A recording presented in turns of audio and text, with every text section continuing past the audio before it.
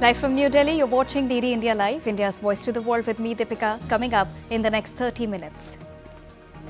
Defence Minister Rajnath Singh stresses rejuvenating established mechanism for permanent border solution with China on SCO sidelines. External Affairs Minister Dr. S. Jaishankar backs Rajnath Singh's refusal to sign SCO defence document over omission of terrorism reference. Grand Jagannath Yatra begins in Odisha. Vibrant Hindu festival draws devotees from across the world.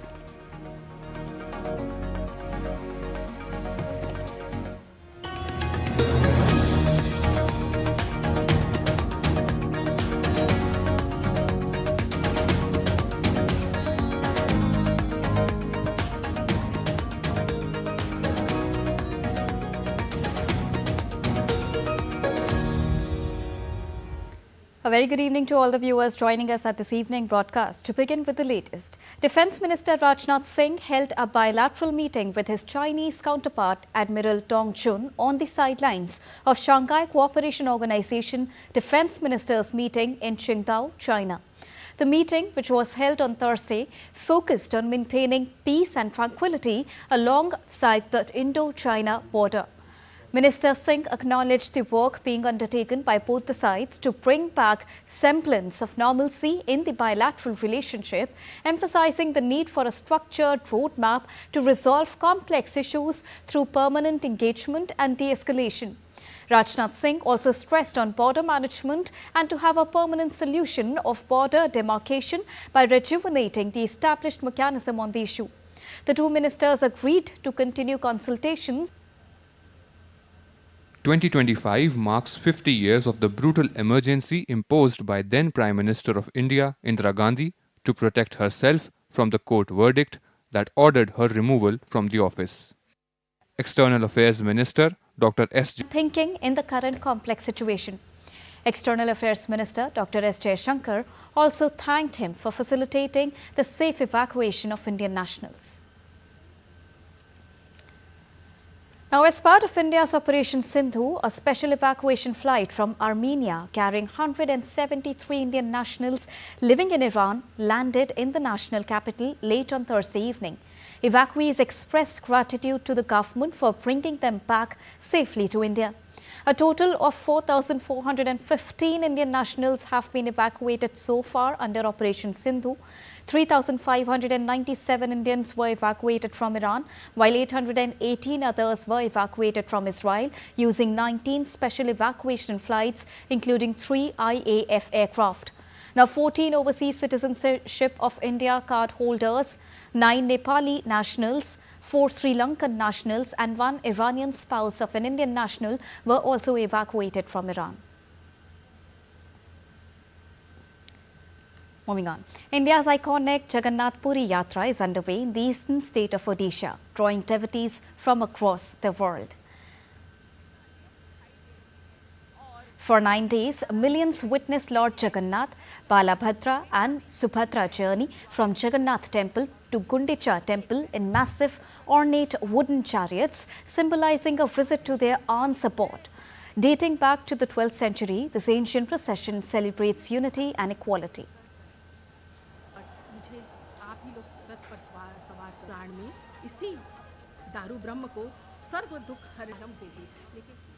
The chariots are drawn by a multitude of devotees. Pulling the chariots is believed to cleanse sins and grant spiritual liberation.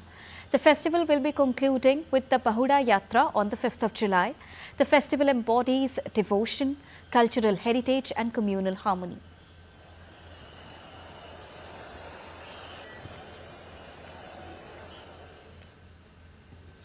The Yatra transcends religious boundaries, inviting people of all faiths to participate, embodying equality and unity.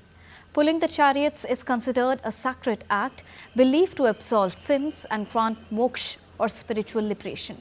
The festival also showcases Odisha's art, music and dance, with devotees chanting hymns like Jai Jagannath and performing traditional rituals. The sacred festival, steeped in history and devotion, remains a testament to India's spiritual and cultural heritage, uniting millions in celebration.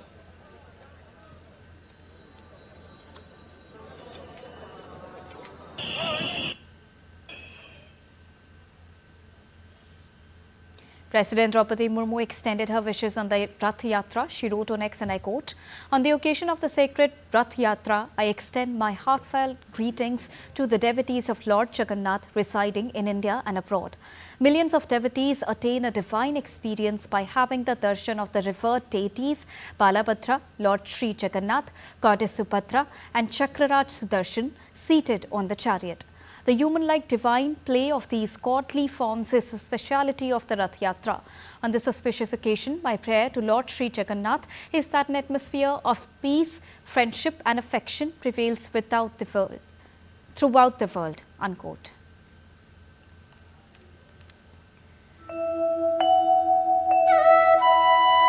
Prime Minister Narendra Modi also extended his greetings on the occasion of the Holy Rath Yatra. The Prime Minister posted a video to mark the occasion.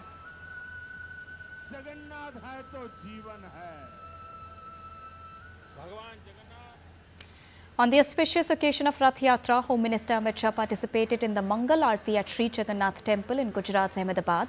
He described it on X as a divine and extraordinary experience. After offering his prayers at the temple, the minister also extended greetings to the nation via a social media post.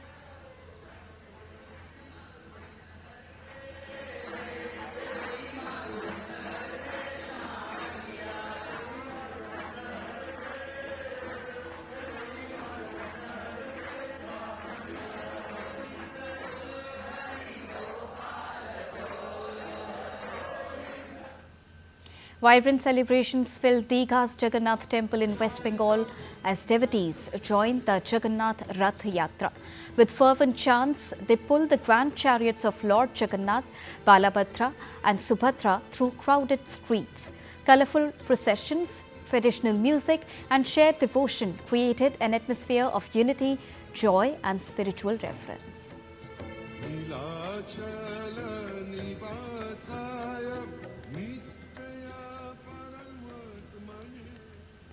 In a major step for India's horticultural exports, the first consignment of 1 metric ton of rose-scented lychees from Pathankot, Punjab was flagged off to Doha, Qatar on Monday, the 23rd of June. Additionally, half of metric ton of lychees was also shipped to Dubai, UAE, marking a twin export milestone that reinforces India's growing strength in global fresh fruit markets. This initiative was facilitated by APIDA under the Ministry of Commerce and Industry in collaboration with the Punjab Department of Horticulture. The milestone highlights India's commitment to empowering the farmers through international market access for high-value produce. And now let's take a look at other stories making news around the country in brief.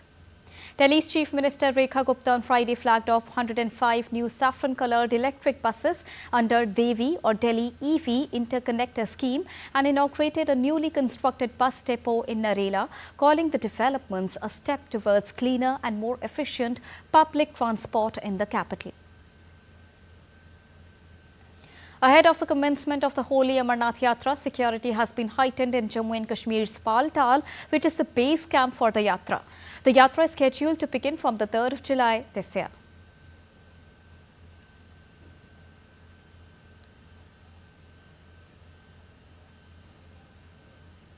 Time to take a short break, but up next, we'll get you more details on US-China's understanding on rare earth exports.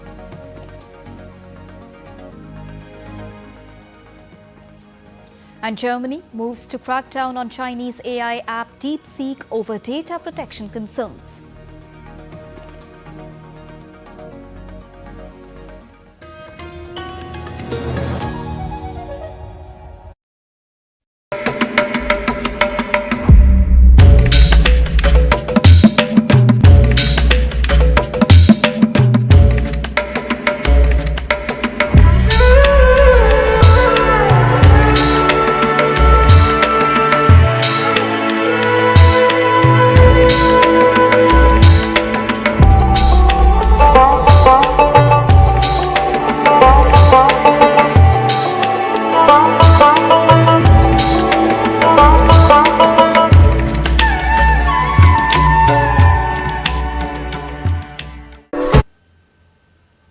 Welcome back after that short break. You're watching DD India Live.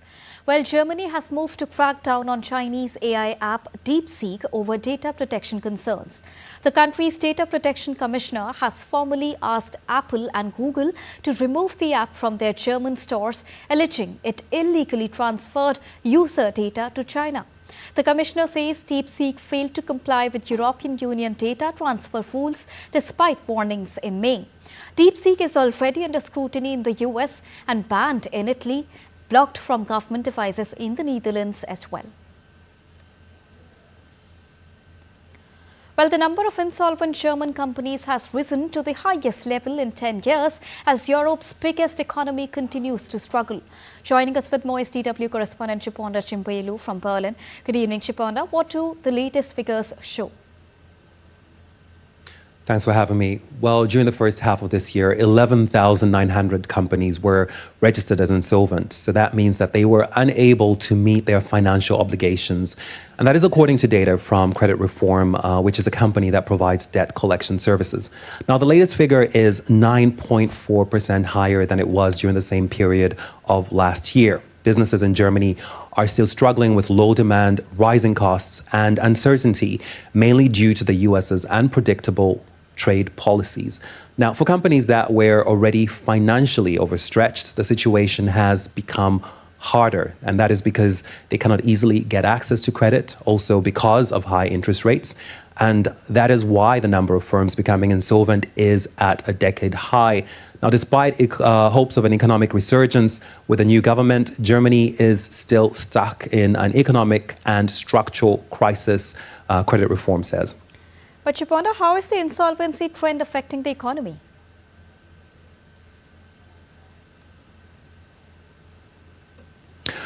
The economic costs of the company insolvencies in the first half of this year could be around 33 billion euros, and that is what the data from Credit Reform shows. The average loss for every insolvency is rising, and the number of jobs lost as a result increased. Around 141,000 employees worked in the affected companies, and that is an increase of 6% from last year.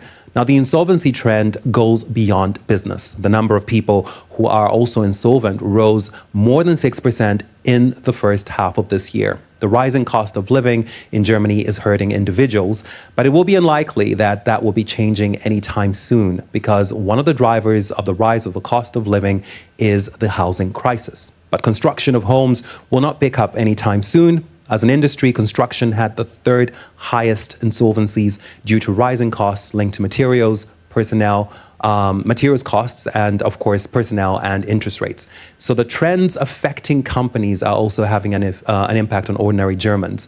And as long as households here continue to experience financial pressure, domestic consumption will be affected too.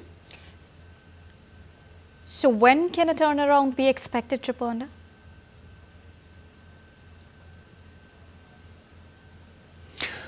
The number of companies becoming insolvent actually rose at a slower pace in the first half of this year than it did last year. And perhaps it could be a sign that a peak could be reached soon. And of course, the new government is promising to do more to make it easier to do business in Germany. And this week, the government actually approved billions in tax relief to help the economy out of the crisis. And companies will also be able to write off machinery, at least some machinery, from July 1st. But while this reform does improve the situation somewhat, it doesn't do much to help companies that are already facing difficulties meeting their financial obligations. So other policy changes may be needed. And of course, lower personnel costs and interest rates could also do something to at least a little bit to help the businesses that are already struggling. All right. Thank you so much, Chiponda, for joining us and bringing us the latest from Berlin. Moving on. US President Donald Trump said on Thursday that America has signed a deal with China. Trump made the remarks while speaking at the Big Beautiful Bill event. After talks in Geneva in the month of May, Washington and Beijing had agreed to temporarily lower steep tit-for-tat tariffs on each other's products. China also committed to easing some non-tariff countermeasures, but US officials later accused Beijing of violating the pact and slow-walking export license approvals for rare earths. Now, both the sides eventually agreed on a framework to move forward with their Geneva consensus following talks in London this month. China on Friday called for strengthening cooperation with Washington in response to a question on whether Beijing could provide more details on the framework of implementing the Geneva Trade Talk Consensus. During US-China trade talks in May in Geneva, Beijing committed to removing non-tariff countermeasures imposed against the United States since the 2nd of April, although it was unclear how some of those measures would be walked back. I would like to stress that we hope that the United States side will work with China to implement the important consensus reached during the phone call between the two heads of states. We should leverage the China-US economic and trade consultation mechanism, enhance mutual understanding through communication and dialogue, reduce misunderstandings, strengthen cooperation, and promote the stable, healthy, and sustainable development of China-US relations. While Iran has denied any meeting with the United States on nuclear talks next week and accused Washington of exaggerating the impact of US strikes. Iran's Foreign Minister Abbas Araghchi said that no arrangement or commitment was made to resume negotiations with the United States. In an interview on state television, Araghchi said that the possibility of restarting talks would depend on whether Tehran's national interests were protected following previous rounds of negotiations that were cut short by Israel and the US attacking Iranian nuclear facilities. No agreement has been made to resume negotiations now. I am stating clearly that no agreement has been made. No promise has been made, nor have we talked at all about restarting negotiations. But the fact that we are examining among ourselves what is in the interest of the Iranian people is another discussion. So far, there has been no agreement, no subject for negotiation. US President Donald Trump had said on Wednesday that the US and Iran would meet next week, describing the recent Pentagon strikes on Iranian nuclear sites as a success. European Union leaders met in Brussels on Thursday to review fresh US proposals for a potential trade deal. With the 9th of July deadline approaching to avoid increased US tariffs threatened by President Donald Trump, European Union nations are under pressure to find a united stance. The proposed tariffs could significantly hurt major European exporters, including the auto and pharmaceutical industries. European Commission President Ursula von der Leyen confirmed that the European Union had received a new draft from the US and was still evaluating it. She cautioned that there is a risk the negotiations could fail, emphasizing that all the options remains on the table. So our message today is clear. We are ready for a deal. At the same time, we are preparing for the possibility that no satisfactory agreement is reached. This is why we consulted on a rebalancing list, and we will defend the European interest as needed. In short, all options remain on the table. The White House also indicated that Washington could extend a July deadline when steeper tariffs impacting dozens of economies are due to kick in. That pause is set to expire on the 9th of July. The deadline is not critical. The president can simply provide these countries with a deal if they refuse to make us one by the deadline, and that means the president can pick a reciprocal tariff rate that he believes is advantageous for the United States and for the American worker, and he will continue to do that. But as for the deals, our United States Trade Ambassador, Jameson Greer, I speak to him frequently. He's working very hard, and he has had very good and productive discussions with many of our key trading partners. British Prime Minister Keir Starmer has scaled back planned welfare cuts after a major rebellion by Labour lawmakers. The plan that aimed to save $6.9 billion annually off a rapidly rising welfare bill was publicly opposed by over 100 Labour MPs. They argued that the reforms lacked support for disabled people and those with long-term health conditions. The reforms are set to be put to a vote in the Parliament on the 1st of July. The turnaround comes just before Starmer marks the first anniversary of a rocky return to power for Labour after 14 years in opposition to the Conservatives. And now let's take a look at other stories making news around the world in brief.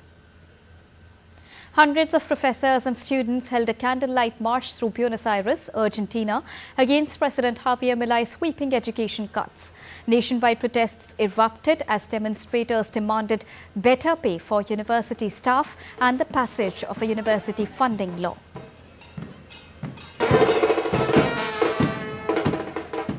France planned to ban smoking on beaches, in parks, outside schools and in other public spaces from the 1st of July.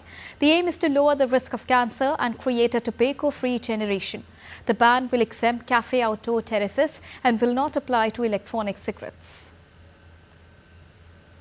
All 4 giant pandas on loan to a theme park in the western Japan will return to China on Saturday. After the announcement of pandas' departure, thousands of tourists flocked to the amusement park to bid farewell to beloved pandas. And that's all for this edition of DD India Live, but do let us know your thoughts on the news of the day. For those on the go, you can get all the latest news and updates from India and across the world on the DD India mobile app. The app is available on both Android and iOS platforms. Scan the QR code on the screen to download it right now. We'll be back with more news as it breaks here on DD India. I'm Deepseek, and from all of us here in New Delhi, thank you so much for watching DD India Live. Namaskar.